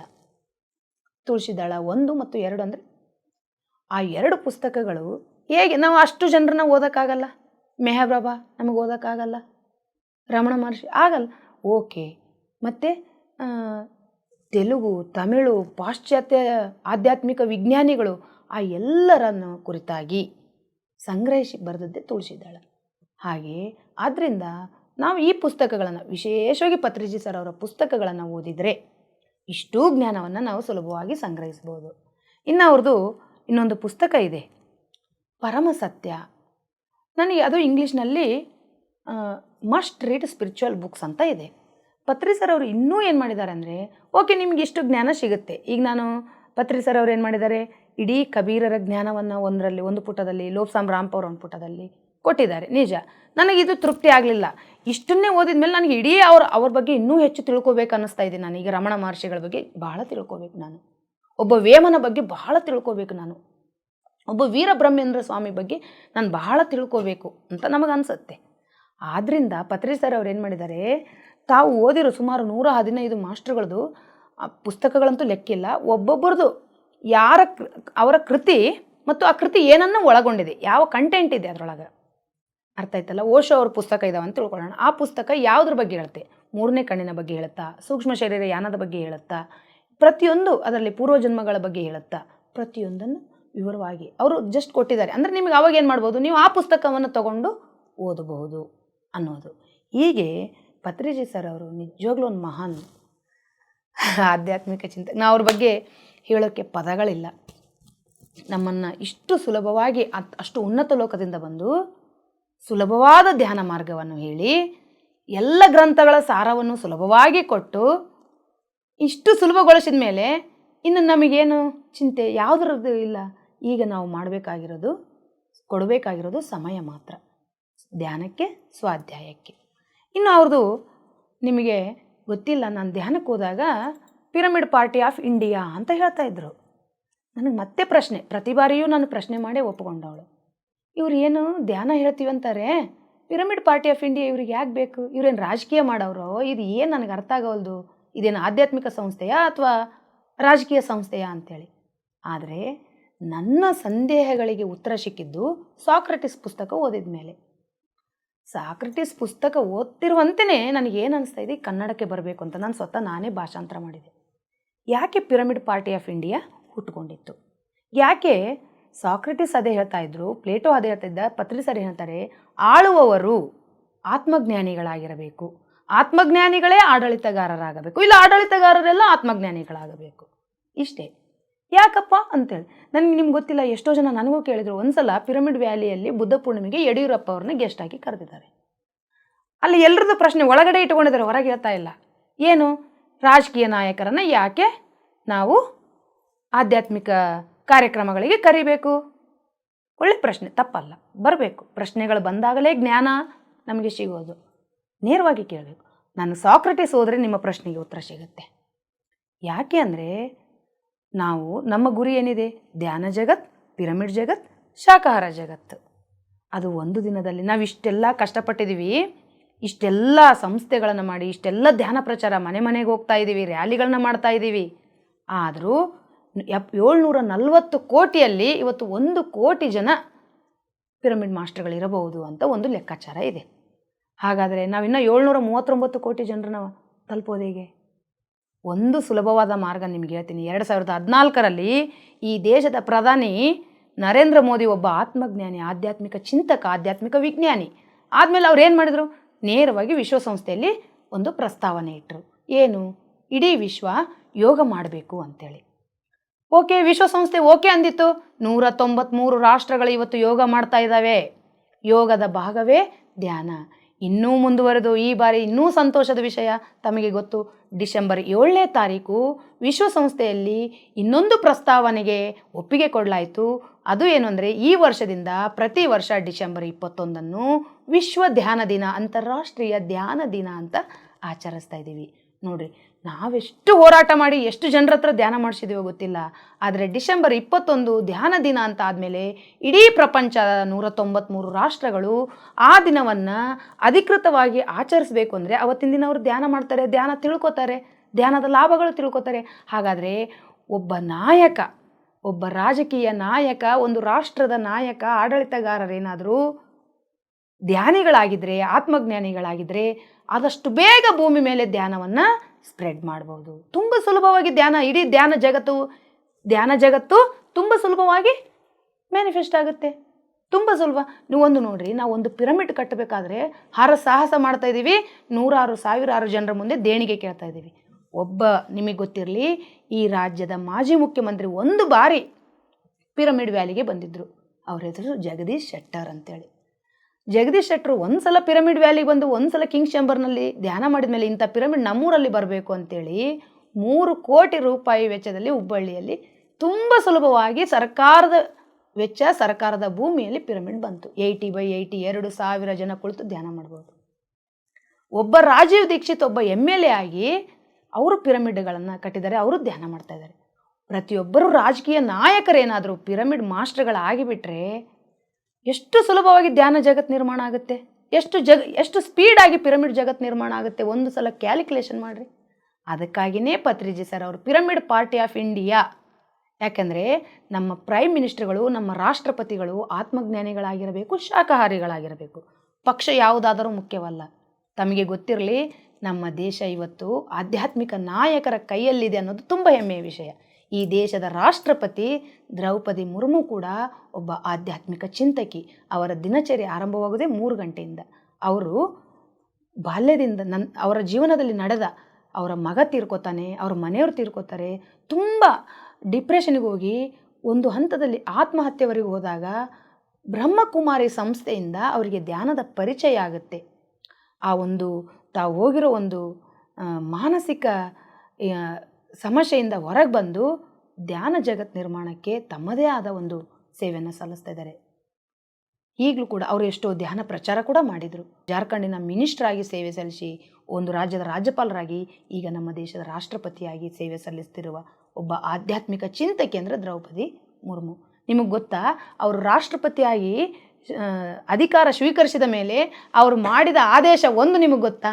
ರಾಷ್ಟ್ರಪತಿ ಭವನದಲ್ಲಿ ಮಾಂಸಾಹಾರದ ಅಡುಗೆ ಇಲ್ಲ, ಕೇವಲ ಸಸ್ಯಾಹಾರದ ಅಡುಗೆಯನ್ನೇ ಮಾಡಬೇಕು ಅನ್ನೋ ಆದೇಶವನ್ನು ಹೊರಡಿಸಿದ ಮೊದಲ ರಾಷ್ಟ್ರಪತಿ ದ್ರೌಪದಿ ಮುರ್ಮು ಅವರು.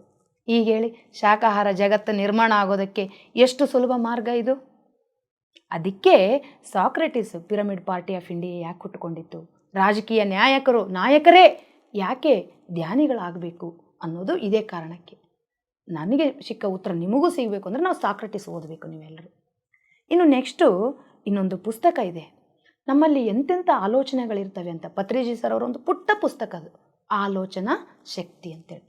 ನಮ್ಮಲ್ಲಿ ಎಷ್ಟು ನಕಾರಾತ್ಮಕ ಆಲೋಚನೆಗಳು, ಅದಕ್ಕಿಂತ ಅಪಾಯಕಾರಿ ಆಲೋಚನೆಗಳು, ಡಿಸಾಸ್ಟರ್ ಥಿಂಗ್ಸ್.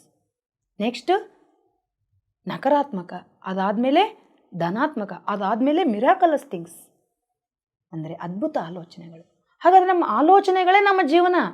ಯದ್ಭಾವಂ ತದ್ಭವತಿ. ನಮಗೆ ಗೊತ್ತಿಲ್ಲ, ನಾವು ಆಲೋಚನೆ ಮಾಡಿರ್ತೀವಿ, ಅದು ನಮ್ಮ ಜೀವನದಲ್ಲಿ ಬಂದಿರುತ್ತೆ. ಆದರೆ ನನ್ನ ಜೀವನ ದೇವ್ರು ಹಿಂಗೆ ಮಾಡಿದ, ನಾನು ಎಷ್ಟು ಕಾಯಿ ಓಡಿಸಿದೆ, ಎಷ್ಟು ಮಂತ್ರ ಹೇಳಿದೆ, ಹಂಗೆ ಮಾಡಿದೆ, ಹಿಂಗೆ ಏನು ಮಾಡಿದ್ರು ನಿನ್ನ ಆಲೋಚನೆ ಸರಿ ಇಲ್ಲದಿದ್ದಾಗ ಯಾವ ದೇವರು ನಿನ್ನ ಕೈ ಹಿಡಿಯಲ್ಲ. ಫಸ್ಟು ಅದಕ್ಕೆ ನೀನೇ ದೇವರು ಅಂತ ತಿಳ್ಕೊಬೇಕು. ಒಂದು, ನಿನ್ನ ಆಲೋಚನೆಯೇ ನಿನ್ನ ಜೀವನ ಅಂತ ತಿಳ್ಕೊಬೇಕು. ನಿನ್ನ ವಾಸ್ತವಕ್ಕೆ ನೀನೇ ಕಾರಣೀಕರ್ತ ಅಂತ ತಿಳ್ಕೊಬೇಕು. ಹಾಗಾದರೆ ಅದು ನಮ್ಗೆ ಗೊತ್ತಾಗೋದು ಆಲೋಚನಾ ಶಕ್ತಿ. ಪಾಪ ಬಹಳಷ್ಟು ಜನರಿಗೆ ಗೊತ್ತಿಲ್ಲ, ಒಳಗಡೆ ಭಯ, ನಕಾರಾತ್ಮಕ ಆಲೋಚನೆ ಜೀವನದಲ್ಲಿ ಅಂಥವು ಸಂಭವಿಸಿದಾಗ ಯಾರ್ಯಾರಿಗೋ ಭಯಕ್ಕೆ ಸ್ಟಾರ್ಟ್ ಮಾಡ್ತಾರೆ. ಅವ್ರು ಸೋತಿರ್ತಾರೆ, ಪರೀಕ್ಷಾ ಭಯದಿಂದ ವಿದ್ಯಾರ್ಥಿಗಳು ಫೇಲ್ ಆಗ್ತಾರೆ. ಇಲ್ಲ ನಮ್ಮಪ್ಪ ಚಲೋ ಕಾಲೇಜಿಗೆ ಹಾಕಲೇ ಇಲ್ಲ, ಒಳ್ಳೆ ಕಾಲೇಜಿಗೆ ಹಾಕಿದರೆ, ನಾನು ಧಾರವಾಡದಾಗ ಹಾಕಿದರೆ ಚೆನ್ನಾಗಿ ಓದ್ತಿದ್ದೆ, ನಾನು ಬೆಂಗಳೂರಿನಾಗ ಧಾರವಾಡ ಬೆಂಗಳೂರು ಪ್ರಶ್ನೆ ಅಲ್ಲ, ಅದಲ್ವೇ ಅಲ್ಲ. ನಿನ್ನ ಸಾಧನೆ, ನಿನ್ನ ಆಲೋಚನಾ ವಿಧಾನವೇ ಫಲಿತಾಂಶ ಯಾವುದರ ಮೇಲೆ ನಿಂತಿದೆ ಅಂದರೆ ನಿಮ್ಮ ಆಲೋಚನಾ ವಿಧಾನ ಮತ್ತು ನಿಮ್ಮ ಪರಿಶ್ರಮದ ಮೇಲೆ. ಆದ್ದರಿಂದ ನಮ್ಮ ಆಲೋಚನಾ ವಿಧಾನ ಎಷ್ಟು ಎಫೆಕ್ಟ್ ಆಗುತ್ತೆ ಅನ್ನೋದಕ್ಕೆ ಆಲೋಚನಾ ಶಕ್ತಿ ಪುಸ್ತಕ ಓದಬೇಕು. ಪತ್ರಿಜಿ ಸರ್ ಅವರ ಇನ್ನೊಂದು ಪುಸ್ತಕ ಇದೆ, ತುಂಬ ಚಿಕ್ಕದು, ಅದು ಕೂಡ ಅದನ್ನೇ ಹೇಳೋದು ನಾನು. ಚಿಕ್ಕದರಲ್ಲೇನೆ ಅತ್ಯಂತ ಹೆಚ್ಚು ಮಹಾನ್ ಜ್ಞಾನ ಕೊಟ್ಟವರು ಅಂದರೆ ನವವಿಧ ಧರ್ಮಗಳು. ನವವಿಧ ಧರ್ಮಗಳ, ನಮಗೆ ಧರ್ಮಗಳು ಬಂದರೆ ಯಾವುದು? ಹಿಂದೂ ಧರ್ಮ, ಇಸ್ಲಾಂ ಧರ್ಮ, ಕ್ರೈಸ್ತ, ಬೌದ್ಧ, ಜೈನ ಇವು ಅಂದ್ಕೊಂಡು. ವಾಸ್ತವದಲ್ಲಿ ಇವು ಧರ್ಮ ಅಲ್ಲ, ನಾವೇ ಸೃಷ್ಟಿಸಿಕೊಂಡ ಪಂಗಡಗಳಿವು, ನಮ್ಮನ್ನು ನಾವೇ. ಎಲ್ಲೂ ಜೀಸಸ್ ಹೇಳಿಲ್ಲ ಯಾರು ನನ್ನನ್ನು ಅನುಕರಣೆ ಮಾಡ್ತಾರೋ ಅಥವಾ ಯಾರು ನನ್ನನ್ನು ಅನುಸರಿಸ್ತಾರೋ ನೀವೆಲ್ಲ ಕ್ರೈಸ್ತರು ಅಂತ ಎಲ್ಲೂ ಹೇಳಿಲ್ಲ. ಎಲ್ಲೂ ಬುದ್ಧ ನನ್ನನ್ನು ಅನುಸರಿಸಿದವರು, ನನ್ನ ಸಿದ್ಧಾಂತ ತತ್ವಗಳನ್ನು ಅನುಸರಿಸಿದವರು ಬೌದ್ಧರು ಅಂತ ಎಲ್ಲೂ ಹೇಳಿಲ್ಲ. ಹಾಗಾದರೆ ಧರ್ಮ ಅಂದರೆ ಅಹಿಂಸೆ. ನೋಡ್ರಿ, ಅಹಿಂಸಾ ಪರಮೋ ಧರ್ಮ ಅಂತ ಬುದ್ಧ ಹೇಳ್ತಾನೆ, ದಯೆಯೇ ಧರ್ಮದ ಮೂಲ ಅಂತೇಳಿ ಬಸವಣ್ಣ ಹೇಳ್ತಾನೆ. ಆದರೆ ಇಲ್ಲಿ ನವವಿಧ ಧರ್ಮಗಳು ಇಷ್ಟು ಚೆನ್ನಾಗಿ ಹೇಳಿದ್ದಾರೆ ಪತ್ರಿಜಿ ಸರ್. ಮೊದಲನೇದ್ದೇ ಯಾವ ಧರ್ಮ ಗೊತ್ತಾ? ನಮ್ಮದು ಧ್ಯಾನ ಧರ್ಮ. ಎರಡನೇದ್ದು ಯಾವುದು? ಅಹಿಂಸಾ ಧರ್ಮ. ಅದಾದಮೇಲೆ ಮಿತ್ರ ಧರ್ಮ, ನೆಕ್ಸ್ಟು ಕರುಣಾ ಧರ್ಮ, ಸ್ವಾಧ್ಯಾಯ ಧರ್ಮ, ಶಾಂತ ಧರ್ಮ, ಆರೋಗ್ಯ ಧರ್ಮ, ವಿನಯ ಧರ್ಮ, ದಾನ ಧರ್ಮ. ನೋಡ್ರಿ, ಈ ಧರ್ಮಗಳಲ್ಲಿ ನಾವು ಪಾಲಿಸಬೇಕಾಗಿರೋದು ಈ ಧರ್ಮಗಳಲ್ಲ. ಆದ್ದರಿಂದ ಅದಕ್ಕೆ ಕುವೆಂಪು ಅವರು ಅದನ್ನು ಹೇಳ್ತಾರೆ, ವಿಶ್ವಮಾನವರಾಗು, ಎಲ್ಲ ಧರ್ಮಗಳನ್ನು ನೂಕಾಚಾರ್ಯ ಅಂತೇಳಿ. ಅವ್ಯಾವ ಅಲ್ಲ, ನಿಜವಾದ ಮಾನವ ಧರ್ಮ. ಆ ಮಾನವ ಧರ್ಮದಲ್ಲಿದ್ದರೆ ನಾವು ವಿಶ್ವಮಾನವರಾಗ್ತೀವಿ ಅನ್ನೋದು. ಇದು ಚಿಕ್ಕದು ನವವಿಧ ಧರ್ಮಗಳು. ಒಂದು ಸಲ ಓದಿ, ನಿಮಗೆ ಎಷ್ಟು ಸಂತೋಷ ಆಗುತ್ತೆ ನೋಡಿ. ಇನ್ನು ಅದಾದಮೇಲೆ ಅವರ ಪುಸ್ತಕಗಳು, ಸೇತು ವಿಜ್ಞಾನ ಇದೆ, ನಾ ಹೇಳಿದೆ ಆಗಲೇ, ಶೇತ್ನ ಎಲ್ಲ ಜ್ಞಾನವನ್ನು ಒಂದು ಚಿಕ್ಕ ಪುಸ್ತಕದಲ್ಲಿ ಕೊಟ್ಟಿದ್ದಾರೆ. ಜ್ಞಾನ ಯುಗ ಅಂತ ಇದೆ ಅವ್ರದ್ದು ಪುಸ್ತಕ. ಆಧ್ಯಾತ್ಮಿಕ ಶಾಸ್ತ್ರ, ಆಧ್ಯಾತ್ಮಿಕ ಶಾಸ್ತ್ರ ಅಂತೂ ಇಷ್ಟು ಹೆಂಗಿದೆ ಅಂದರೆ, ಈ ಒಂದು ಆತ್ಮ ಭೂಮಿ ಮೇಲೆ ಜನ್ಮ ತಗೊಂಡ್ಮೇಲೆ ಹೇಗೆ ಎಲ್ಲ ಹಂತಗಳನ್ನು, ಖನಿಜ ಸಾಮ್ರಾಜ್ಯ, ವೃಕ್ಷ ಸಾಮ್ರಾಜ್ಯ, ಮತ್ತು ನೆಕ್ಸ್ಟು ವೃಕ್ಷ ಆದಮೇಲೆ ಜಂತು ಸಾಮ್ರಾಜ್ಯ, ಮಾನವ ಜನ್ಮಕ್ಕೆ ಹೇಗೆ ಬರ್ತಾನೆ, ಹೇಗೆ ಆತ್ಮದ ಪುರೋಗತಿ ಆಗುತ್ತೆ ಅನ್ನೋದು ತುಂಬ ಸ್ಪಷ್ಟವಾಗಿ ಸರಳವಾಗಿ ವಿವರಿಸಲ್ಪಟ್ಟ ಪುಸ್ತಕ. ಇನ್ನೂ ಒಂದು ಹೇಳ್ತೀನಿ ನಿಮಗೆ, ಮರಣಾನಂತರ ಜೀವನ ಏನು, ಓಕೆ ಇಲ್ಲಿರೋದು ಗೊತ್ತಾಯಿತು, ಹಿಂದಿದ್ದು ಆಯಿತು. ಮರಣದ ನಂತರ ಹೇಗಿರುತ್ತೆ ನಮ್ಮ ಜೀವನ, ನಿಮಗೆ ಸ್ಪಷ್ಟವಾಗಿ ಆ ಲೋಕಗಳು ಯಾವ್ಯಾವು, ಉನ್ನತ ಲೋಕಗಳು, ಅಧೋಲೋಕಗಳು, ಊರ್ಧ್ವ ಲೋಕಗಳಂತೆ. ಊರ್ಧ್ವ ಲೋಕಗಳಂದರೆ ಉನ್ನತ ಲೋಕಗಳು, ಅಧೋಲೋಕಗಳು ಅಂದರೆ ಕೆಳಗಡೆ. ಹಾಗಾದರೆ ಅಲ್ಲಿ ಹೇಗಿರುತ್ತೆ, ಅಲ್ಲಿ ಹೋದ್ಮೇಲೆ ಇದೇನೋ ನಾವು ಚಿತ್ರಗುಪ್ತ ಅಂತೀವಲ್ಲ, ಅದು ಗುಪ್ತ ಚಿತ್ರಗಳು, ಆಕಾಶಿಕ್ ರೆಕಾರ್ಡ್ಸ್ ಅಂದರೆ ಹೇಗಿರ್ತವೆ, ನಾವು ಹೇಗೆ ನೋಡ್ಕೋತೀವಿ, ಮುಂದಿನ ಜನ್ಮಕ್ಕೆ ಹೇಗೆ ತಯಾರಿ ಮಾಡ್ಕೋತೀವಿ ನಾವು, ಆ ಎಲ್ಲವುಗಳ ಒಂದು ಸ್ಪಷ್ಟ ಸರಳ ಚಿತ್ರಣ ಬೇಕು ಅಂದರೆ ಆತ್ಮವಿಜ್ಞಾನ ಮತ್ತು ಮೃತ್ಯುವೇ ಇಲ್ಲ, ಸಾವಿಲ್ಲ ಅನ್ನೋದನ್ನ ಸ್ಪಷ್ಟವಾಗಿ ಹೇಳ್ಕೊಡುತ್ತೆ. ಇದೇ ಸಾವು, ಹಾಗಾದರೆ ಅದು ಶರೀರಕ್ಕೆ ಮಾತ್ರ, ಅದು ಆತ್ಮಕ್ಕಲ್ಲ. ಹೀಗೆ ಅದು ಕೂಡ ಒಂದು ಸಣ್ಣ ಪುಸ್ತಕ ನಿಜ ಹೇಳಬೇಕು ಅಂದರೆ. ಹೀಗೆ ಪತ್ರಿಜಿ ಸರ್ ಅವರು ಬರೆದ ಒಂದೊಂದು ಪುಸ್ತಕ, ಅವ್ರಿಗೆ ನಾನು ಒಂದು ಕಡೆ ಸ್ಪೀಚು ಕೇಳ್ತೀನಿ, ಪತ್ರಿಜಿ ಸರ್ ಅವ್ರ ಸ್ಪೀಚ್. ಯಾಕಂದರೆ ನನಗೆ ತೆಲುಗು ಮದರ್ ಟಂಗು ನನಗೆ ಚೆನ್ನಾಗಿ ಅರ್ಥ ಆಗುತ್ತೆ. ಅವ್ರ ಸ್ಪೀಚ್ ನಮಗೆ ಸಿಗೋದೇನೋ ಒಂದು ತೆಲುಗು, ಇಂಗ್ಲೀಷು, ಹಿಂದಿ, 3 ಭಾಷೆಗಳಲ್ಲೂ ಕೇಳ್ತೀನಿ, ಅಷ್ಟು ಸುಲಭವಾಗಿರುತ್ತೆ. ಆದರೂ ಮತ್ತೆ ಪುಸ್ತಕ ಓದ್ತೀವಿ, ಯಾಕಂದರೆ ಪತ್ರಿಜಿ ಸರ್ ಅವರು ಒಂದು ಸಲ ಓದಿದರೆ ಇನ್ನೂ ನಮ್ಮಲ್ಲಿ ಒಳಗಡೆ ಮನದಟ್ಟಾಗುತ್ತೆ. ಅವ್ರದ್ದು ಭಗವದ್ಗೀತೆ ವಿಜ್ಞಾನ ಸಾರ ಅಂತ ಒಂದು ಬುಕ್ಕು. ಭಗವದ್ಗೀತೆಯನ್ನು ಎಲ್ಲರೂ ಅವರವ್ರದೇ ಆದ ಭಾಷೆಯಲ್ಲಿ ಹೇಳಿದ್ದಾರೆ. ಗೀತಾ ದಿ ಮದರ್ ಅಂತ ಗಾಂಧೀಜಿಯವರು ಹೇಳ್ತಾರೆ. ಯಾವಾಗಲೂ ಪುಸ್ತಕಂ ಹಸ್ತಭೂಷಣಂ ಅಂತ, ಯಾವಾಗಲೂ ಗಾಂಧೀಜಿಯವರ ಕೈಯಲ್ಲಿ ಗೀತೆ ಇರ್ತಿತ್ತು. ಅದಕ್ಕೆ ಗೀತಾ ದಿ ಮದರ್ ಅಂದರೆ ಭಗವದ್ಗೀತೆನೇ ನನ್ನ ತಾಯಿ. ಅವ್ರಿಗೆ ಏನೇ ಡೌಟ್ ಬಂದರೂ ಗಾಂಧೀಜಿಯವ್ರು ಏನು ಮಾಡ್ತಾಯಿದ್ರಂತೆ, ಭಗವದ್ಗೀತೆನ ಓಪನ್ ಮಾಡ್ತಾಯಿದ್ರು. ಯಾವುದೇ ಅಧ್ಯಾಯದ ಯಾವುದೇ ಒಂದು ಶ್ಲೋಕ ಓದಿದರೆ ಅವರಿಗೆ ಅವರ ಡೌಟಿಗೆ ಏನಾಗ್ತಿತ್ತು, ಸಂದೇಹಕ್ಕೆ ಉತ್ತರ ಸಿಗ್ತಿತ್ತು, ಮಾರ್ಗದರ್ಶನ ಸಿಗ್ತಿತ್ತು ಗೀತೆಯಿಂದ. ಪತ್ರಿ ಸರ್ ಅವ್ರ ಹತ್ರನೂ ಯಾವಾಗಲೂ ಭಗವದ್ಗೀತೆ ಇರ್ತಾಯಿತ್ತು. ಅವರ ಕೊಳಲು ಮತ್ತು ಒಂದು ಭಗವದ್ಗೀತೆ ಅವರ ಬ್ಯಾಗ್ನಲ್ಲಿ. ಅವ್ರು ಅಷ್ಟೆಲ್ಲ ನಿಜ ಹೇಳ್ಬೇಕಂದ್ರೆ, ಅವರು ಭಗವದ್ಗೀತೆ ಬಗ್ಗೆ ಒಂದು ಮಾತು ಹೇಳಿದ್ದಾರೆ, again and again and again and again and again and again and again you read Bhagavad Gita. ಅಂದರೆ ಗೀತೆ ಅನ್ನೋದು ಒಂದು ಬಾರಿ ಓದಿದರೆ ಅರ್ಥವಾಗುವಂಥದ್ದಲ್ಲ, ಸತತವಾಗಿ ಅದನ್ನು ಓದಲೇಬೇಕು, ನಿರಂತರವಾಗಿ. ಹೀಗೆ ಪತ್ರಿಜಿಯವರ ಒಂದೊಂದು ಪುಸ್ತಕ, ಭಗವದ್ಗೀತಾ ವಿಜ್ಞಾನ ಸಾರ, ಅವರದ್ದು ಲಾಕ್ಡೌನ್ ಮೆಸೇಜ್ ಇದೆ. ಮೊನ್ನೆ ನಾನು ಅಕ್ಟೋಬರ್ನಲ್ಲಿ ನನಗೆ ರಜಾ ಅವಧಿಯಲ್ಲಿ ನಾನು ಅಗಸ್ತಿಯಾರ್ ಪಿರಮಿಡ್ಗೆ ಹೋಗಿದ್ದೆ. ಅಲ್ಲಿ ಅದು ತಮಿಳ್ನಾಡಿನಲ್ಲಿ ಬರುತ್ತೆ, ಬೆಂಗಳೂರಿಂದ ಚೆನ್ನೈಗೆ ಹೋಗೋ ದಾರಿಯಲ್ಲಿ.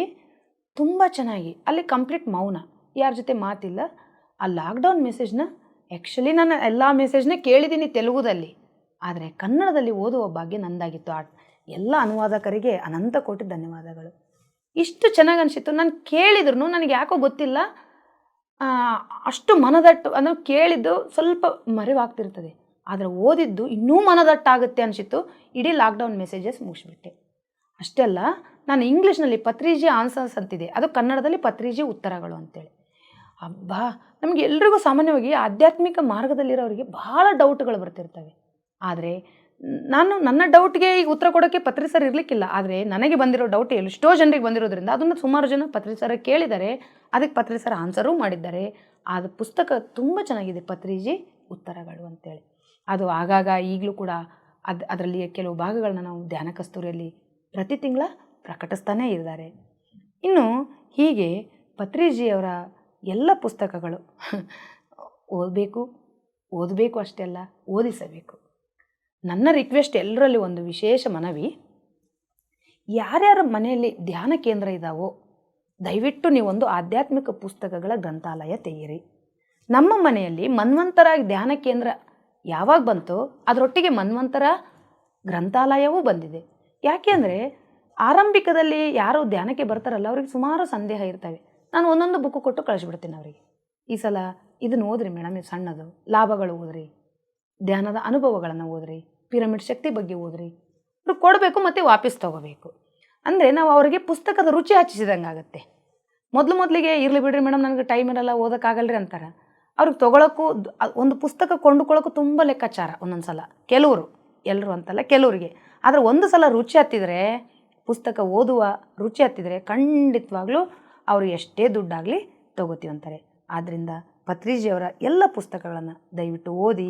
ಮುಖ್ಯವಾಗಿ ಇಲ್ಲಿವರೆಗೂ ನಾವು ಏನು ಅಂದ್ಕೊಂಡ್ವಿ, ಪತ್ರಿಜಿಯವರ ಎಲ್ಲ ಪುಸ್ತಕಗಳನ್ನು ಯಾವ ಪುಸ್ತಕಗಳು ಬರೆದಿದ್ದಾರೆ ಅದರಲ್ಲಿ ಏನು ಅಂಶಗಳಿದ್ದಾವೆ. ಇನ್ನೊಂದು ಮುಖ್ಯವಾದ ವಿಷಯ ತಿಳ್ಕೋಬೇಕು. ಪತ್ರಿಜಿ ಸರ್ ಅವರು ಏನು ಮಾಡಿದ್ದಾರೆ ಅಂದರೆ, ಈ PSSMನ ಮುಖವಾಣಿಯಾಗಿ ಒಂದು ಧ್ಯಾನ ಕಸ್ತೂರಿ ಅಂತ ಆಧ್ಯಾತ್ಮಿಕ ಮಾಸಪತ್ರಿಕೆಯನ್ನು ಕೂಡ ತಂದರು. ಯಾಕೆಂದರೆ ಇಡೀ ಕೇವಲ ಕನ್ನಡದಲ್ಲಿ ಮಾತ್ರ ಅಲ್ಲ, ಕನ್ನಡದಲ್ಲಿ ಧ್ಯಾನ ಕಸ್ತೂರಿ, ತೆಲುಗುದಲ್ಲಿ ಧ್ಯಾನ ಜಗತ್, ಇಂಗ್ಲೀಷ್ನಲ್ಲಿ ಸ್ಪಿರಿಚುವಲ್ ಇಂಡಿಯಾ ಮತ್ತು ಸ್ಪಿರಿಚುವಲ್ ಸೈನ್ಸ್, ಹಾಗೆ ಹಿಂದಿ, ಮರಾಠಿ ಭಾಷೆಗಳಲ್ಲೂ ಬರ್ತಾ ಇದ್ದಾವೆ.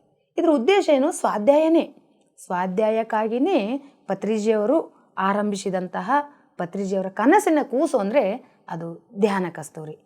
ಪ್ರತಿ ತಿಂಗಳು ಕೂಡ ಪತ್ರಿಜಿ ವಾಣಿ, ಪತ್ರಿಜಿಯವರ ಪ್ರಬೋಧನೆಗಳು, ಮೌನದ ಬಗ್ಗೆ ವಿದ್ಯಾರ್ಥಿಗಳಿಗೆ ಧ್ಯಾನ, ಹೀಗೆ ಮತ್ತು ಪತ್ರಿಜಿ ಉತ್ತರಗಳು, ಇಷ್ಟು ಇಡೀ ರಾಜ್ಯಾದ್ಯಂತ ನಡೆಯುವಂತಹ PSSMನ ಮೂಮೆಂಟ್ಗಳು, ಶಾಖಾಹಾರ ರ್ಯಾಲಿಗಳು, ಎಷ್ಟೋ ಕಾರ್ಯಕ್ರಮಗಳು, ಈ ಎಲ್ಲದರಗಳ ಒಂದು ಪರಿಚಯ, ಪಿರಮಿಡ್ ಉದ್ಘಾಟನೆ, ಆ ಎಲ್ಲವುಗಳನ್ನು ನಮಗೆ ಪರಿಚಯಿಸ್ತಾ ಇರೋದು ಅಂದರೆ ಧ್ಯಾನ ಕಸ್ತೂರಿ. ವಿಶೇಷವಾಗಿ ನೋಡಿರಿ, ಪತ್ರಿಜಿಯವರು ವಿದ್ಯಾರ್ಥಿಗಳಿಗಾಗಿ ಒಂದು ಬುಕ್ ಬರೆದಿದ್ದಾರೆ, ವಿದ್ಯಾರ್ಥಿ ಜೀವನ ಕ್ರಾಂತಿ, ಶ್ವಾಸ ವಿಜ್ಞಾನ ಜ್ಯೋತಿ ವಿದ್ಯಾರ್ಥಿ ಜೀವನ ಕ್ರಾಂತಿ ಅಂತೇಳಿ. ಸಸ್ಯಾಹಾರದ ಮಹತ್ವ, ಹೀಗೆ ಒಂದು ಪುಸ್ತಕ ಓದಿದರೆ ನಾವು ಆ ಒಂದು ವಿಷಯದ ಬಗ್ಗೆ ಮಾತ್ರ ತಿಳ್ಕೊತೀವಿ. ಆದರೆ ಧ್ಯಾನ ಕಸ್ತೂರಿ ಓದಿದರೆ ಈ ಎಲ್ಲ ವಿಷಯಗಳೂ ಬರ್ತವೆ ನಮಗೆ. ಮೌನ, ಸಸ್ಯಾಹಾರದ ಮಹತ್ವ, ಧ್ಯಾನ, ವಿದ್ಯಾರ್ಥಿಗಳಿಗೆ ಧ್ಯಾನ, ಪತ್ರಿಜಿ ಉತ್ತರಗಳು, ಪತ್ರಿಜಿ ಅಲ್ಲದೆ ಇಡೀ ಕರ್ನಾಟಕದ ವಿವಿಧ ಪಿರಮಿಡ್ ಮಾಸ್ಟರ್ಗಳು ಮಾಡುವ ಜ್ಞಾನದ ಹಂಚಿಕೆ, ಹೀಗೆ ಅದರಿಂದ ಮತ್ತು ದೇಶ ವಿದೇಶಗಳಲ್ಲಿರುವಂಥ ಆಧ್ಯಾತ್ಮಿಕ ಚಿಂತಕರನ್ನು ಪರಿಚಯಿಸಲಾಗ್ತದೆ. ನಿಮಗೆ ಗೊತ್ತಿರಲಿ, ಬಸವ ಜಯಂತಿ ಬಂತಂದರೆ ಬಸವಣ್ಣನವ್ರದೇ ಒಂದು ವಿಶೇಷ ಸಂಚಿಕೆ ಬರುತ್ತೆ. ಓಶೋರು ಡಿಸೆಂಬರ್ ಬಂತಂದರೆ ಓಶೋರು ವಿಶೇಷ ಸಂಚಿಕೆ ಇರುತ್ತೆ. ಮಾತಾ ಮಾಣಿಕೇಶ್ವರಿ, ಶಾರದಾ ಮಾತೆಯ ಅನಿಬೇಷಂಟು, ಒಂದೊಂದೂ ವಿಶೇಷವೇ. ನಾವು ಒಂದೊಂದು ಪತ್ರಿಕೆ ಕೂಡ ಒಂದು ನಾವು ಸಂಗ್ರಹಿಸಿ ಇಟ್ಟುಕೊಳ್ಳುವಂತಹ ಪತ್ರಿಕೆಗಳು ಪ್ರತಿಯೊಂದು. ನಾನಂತೂ 2012ರಲ್ಲಿ ನನಗೆ ಯಾವಾಗ ನನ್ನ ಸ್ನೇಹಿತೆ ಅನ್ನಪೂರ್ಣ ನಮ್ಮ ಗೃಹ ಪ್ರವೇಶಕ್ಕೆ ಧ್ಯಾನ ಕಸ್ತೂರಿಯನ್ನು ಚಂದಾದಾರರನ್ನಾಗಿ ಮಾಡಿ ನನಗೆ ರಿಸಿಪ್ಟ್ ಕೊಟ್ಟಳು, ಆವಾಗಿಂದಲೂ ಆ ಧ್ಯಾನ ಕಸ್ತೂರಿ ಬರದೇ ಇದ್ದರೆ ಏನೋ ಒಂದು ಕೊರತೆ. ನಾವು 500 ರೂಪಾಯಿಯನ್ನು ಎಲ್ಲೋ ಖರ್ಚು ಮಾಡ್ತಿರ್ತೀವಿ.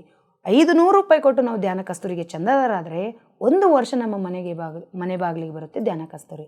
ಆದ್ದರಿಂದ ಪತ್ರಿಜಿಯವರ ಇಷ್ಟು ಪುಸ್ತಕಗಳ ಜೊತೆಗೆ ನಾವು ಕಡ್ಡಾಯವಾಗಿ ಧ್ಯಾನ ಕಸ್ತೂರಿಯನ್ನು ಓದೋಣ, ಓದಿಸೋಣ. ಯಾಕಂದರೆ ನಾನು ಓದಿರುವ ಸ್ಕೂಲು, ಕಾಲೇಜು, ಜೈಲುಗಳು, ಆಸ್ಪತ್ರೆಗಳಿಗೆ ಧ್ಯಾನ ಕಸ್ತೂರಿಯನ್ನು ಚಂದಾದಾರರನ್ನಾಗಿ ಮಾಡಿಸಿಬಿಟ್ರೆ, ಅಥವಾ ನಾವು ಯಾವುದೇ ಮದುವೆಗೆ ಗಿಫ್ಟ್ ಕೊಡಬೇಕಾದ್ರೆ ದಯವಿಟ್ಟಿನ ಮೇಲೆ ಯಾವ ಕಾರಣಕ್ಕೂ ಬಟ್ಟೆ, ಪಾತ್ರೆಗಳು ಕೊಡೋದು ಬೇಡ.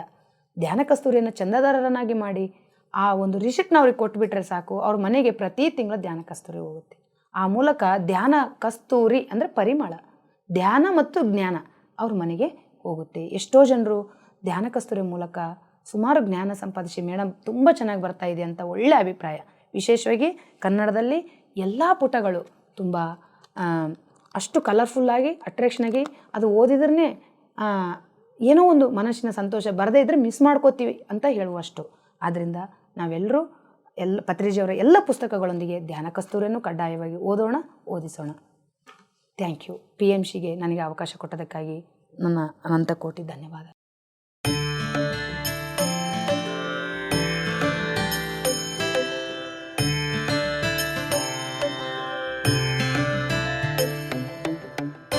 PMC ಕನ್ನಡ ಚಾನೆಲ್ ಅನ್ನು ಲೈಕ್ ಮಾಡಿ, ಶೇರ್ ಮಾಡಿ, ಸಬ್ಸ್ಕ್ರೈಬ್ ಮಾಡಿ ಮತ್ತು ಮಾಡಿಸಿ. ಎಲ್ಲರಿಗೂ ಧನ್ಯವಾದಗಳು.